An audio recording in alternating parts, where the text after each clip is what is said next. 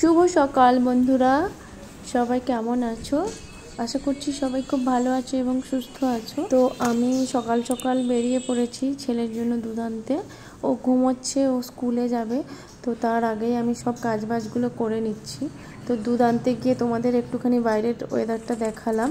আর দেখো, এখানে ঘরের ভেতর একটা পাখি ঢুকে গেছে। ও তো পাশের রুমে ঘুমোচ্ছে ওর বাবার কাছে, আর এই রুমের ভেতরে পাখি ঢুকে গেছে।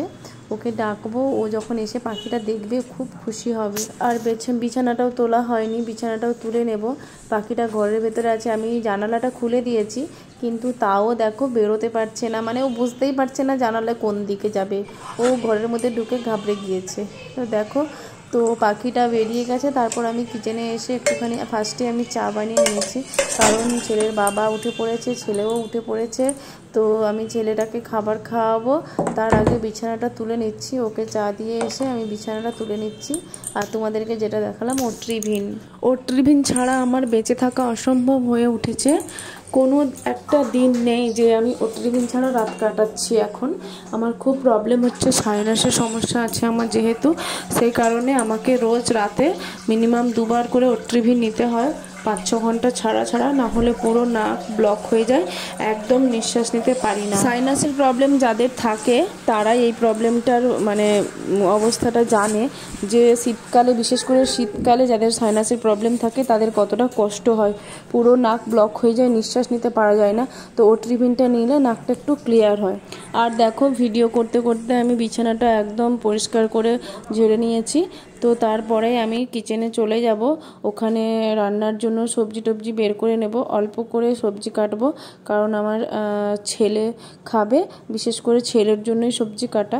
আর আমাদের তো একটাই সবজি রান্না হয়, আর না হলে মাছ রান্না হয়। মাছ ছাড়া তো কোনো কথাই নেই, তোমাদের দাদাভাই মাছ ছাড়া ভাত খেতেই পারে না। ওকে যদি কোনো সবজি নাও দিই তাতেও ওর কোনো প্রবলেম নেই, কিন্তু মাছ 1 পিস দিতেই হবে। বাঙালিতে মাছে ভাতেই বাঙালিদের একদম মানে কি বলবো, আর মাছে ভাতে বাঙালি যাকে বলে আর কি। তো দেখো, আমি এখানে পালং শাক রান্না করব, আলু আর বেগুন দিয়ে পালং শাক রান্না করব, আর ছেলের জন্য সবজি কাটবো, মাছের কিছু একটা ঝোল বা ঝাল করব, আর পালং শাকের তরকারি করব। তো তোমরা ভিডিওটা দেখতে থাকো, আশা করি তোমাদের ভালো লাগবে। আর ছেলের কথাটা তোমাদের বলাই হলো না, ওকে কিন্তু আমি স্কুলে পাঠিয়ে দিয়েছি অলরেডি। ওকে খাইয়ে ওর বাবা চা খেয়ে ওকে নিয়ে বেরিয়ে গেছে। তো ছেলেকে জাস্ট স্কুলে পাঠিয়ে আমি কিন্তু সবজি কাটতে বসেছি। তো সেটা তোমাদের আর দেখানো হয়নি, সব সময় না সবটা দেখিয়ে উঠতে পারি না, জানো তো, একা হাতে সব কিছু যেহেতু করতে হয়। সব সবজি কাটা কমপ্লিট হয়ে গেছে, এখন আমি টিফিন বানাবো। তোমাদের দাদাভাই বাবুকে স্কুলে ছেড়ে চলে এসেছে, তো এখন একটুখানি এগ টোস্ট বানিয়ে নেব। 2টো ডিম ফাটিয়ে নিয়েছি, কারণ ডিমের পরিমাণটা একটু বেশি হলে ভালো হয়।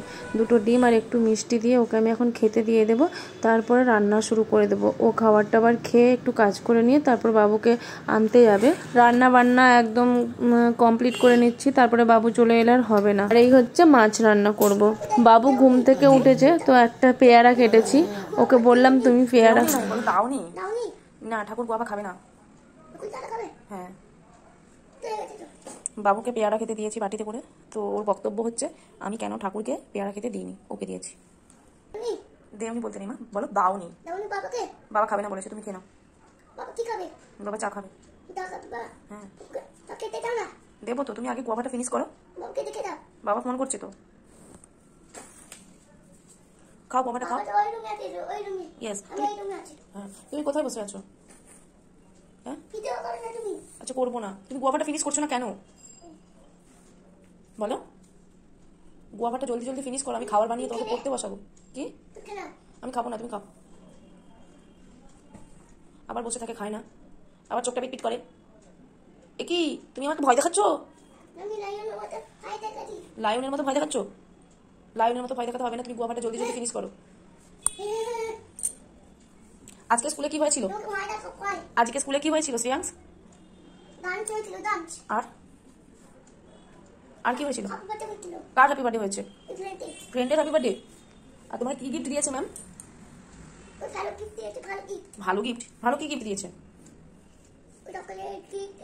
চকলেট গিফট দিয়েছে। চকলেট খেয়ে নিয়েছো? আর কি খেয়েছে চকলেট? কে কে খেয়েছে চকলেটটা? আর কে খেয়েছে? বোনকে দাওনি? বোনকে দিয়েছো? আচ্ছা এখন 7টা বাজে, তুমি এখনো গুয়াভাটা খাওনি, খাবার খাবে কখন আর পড়তে বসবে কখন বলো আমাকে? আমি খাবো না বললাম। এই গুয়াভার আবার শীট ফেলে দেবো আমি, তারপর তুমি খাবে, কি করে শীট ফেলবো বলো তো? এই দেখো এই গুয়াভার শীট আমি কি করে বের করবো?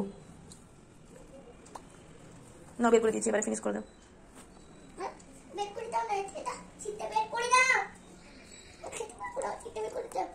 তুমি কি স্মল বেবি? তুমি যে খেতে পারবে না? তুমি স্মল বেবি না বিগ বেবি? তুমি বিগ দাদা ভাই হয়ে গেছো? তাহলে গুয়াভার সিটগুলো খেতে পাচ্ছ না কেন? নাও থ্যাংক ইউ বলো, ওয়েলকাম। ওটা অনেকটা ভেতরে আছে, তুমি খেয়ে ফিনিশ করো। এইটুকু ওকে। তুমি এখানে ইচিং করছো কেন? কেন ইচিং করছে? ঠিক আছে ইচিং করে দেবো না, গুয়াভাটা ফিনিশ করো। আমি ইচিং করে দিচ্ছি, তুমি গুয়াভাটা জলদি জলদি ফিনিশ করো। সিটগুলো বের করে দিয়েছি আমি। বাবুকে পেয়ারা খেতে দিয়ে ওদিকে আমি চলে এসেছি কিচেনে, কারণ দুপুরের এক গাদা বাসন জমে আছে। আমার শরীরটা খুব খারাপ লাগছিল আর সারাদিন এত কাজের পরে, তাই জন্য আমি আর তখন বাসনগুলো মাজিনি, একদম সন্ধেবেলায় বাসনগুলো মেজে নিচ্ছি, কারণ আবার রাতের রান্না বান্না, সন্ধ্যে টিফিন এইসব আছে, তো অনেক কাজ জমা হয়ে পড়ে আছে বলে আগে বাসনগুলো মেজে নিচ্ছি। কিচেনে না বাসন যখন এলোমেলো হয়ে এঁটো বাসন পড়ে থাকে না, দেখতে কি খারাপ লাগে, পুরো রান্নাঘরটাই একদম যেন মনে হয় নোংরা হয়ে পড়ে আছে। ওদিকে ছেলে পেয়ারা খাচ্ছে আর আমাকে বারবার করে ডাকছে, তো তাই জন্য মাঝে মাঝে ওকে আবার ঘুরে ঘুরে দেখছে। বাসনগুলো ঝপাঝপ করে মেজে দিয়ে তারপর আমি বাবুর জন্য আবার টিফিন বানাবো, সন্ধ্যের টিফিন বানাবো, তারপর আবার ওর বাবার জন্য চা বানাবো।